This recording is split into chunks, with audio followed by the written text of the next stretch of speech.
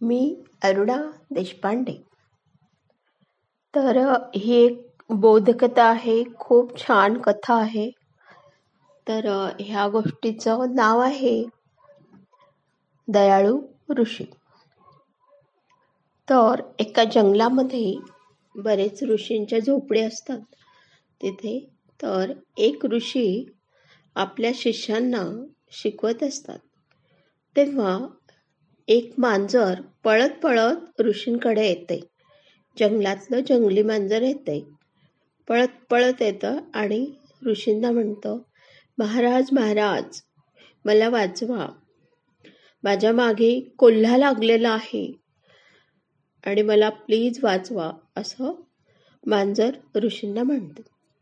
तेव्हा ऋषी मांजराला म्हणतात, तू इथे आमच्या परिसरात आलास, माझ्याकडे आलास, तर तू सुरक्षित आहेस, घाबरू नकोस, तू शांतपणे बस. असं म्हणून ऋषी त्याला त्याच्या अंगावर थोडंसं पाणी टाकतात मंत्रून आणि लगेच तो कोल्हा होतो. मांजर जे आलेलं असतं ते कोल्हा होतं आणि ते मांजर कोल्हा झालेलं तो कोल्हा आनंदाने निघून जातो.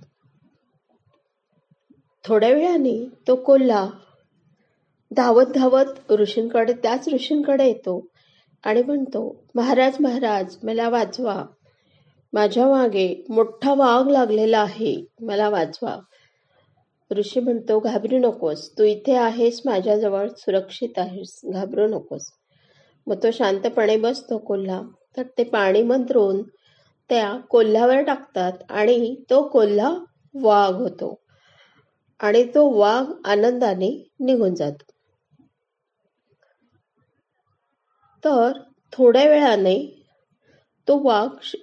त्या वाघाला बिलकुल शिकार मिळत नाही आणि तो वाघ परत ऋषींकडे येतो आणि म्हणतो, महाराज, मला आज बिलकुल शिकार मिळाली नाही, मी उपाशी आहे. आणि तो वाघ शांतपणे बसून विचार करत असतो की शिकार तर आपल्या समोरच आहे.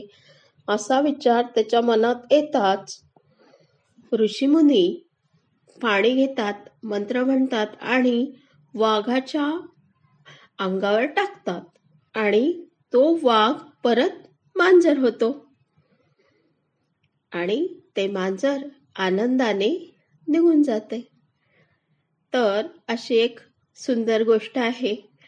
तर पहिल्यांदा ते मांजर येतं धावत धावत, ते कोल्हा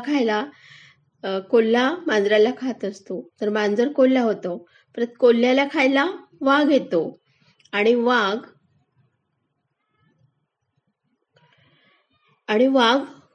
त्या वाघापासून ऋषींना धोका असतो, म्हणून मग ऋषीमुनी त्याला परत मांजर बनवतात आणि ते मांजर निघून जात. तर अशी एक सुंदर गोष्ट आहे.